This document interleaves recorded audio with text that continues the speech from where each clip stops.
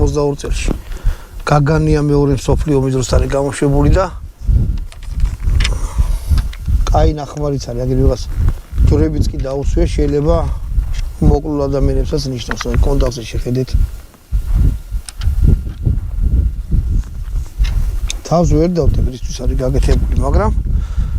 კიდე ერთხელ ვთქვი რომ ეს იარაღი ითვლებოდა რომ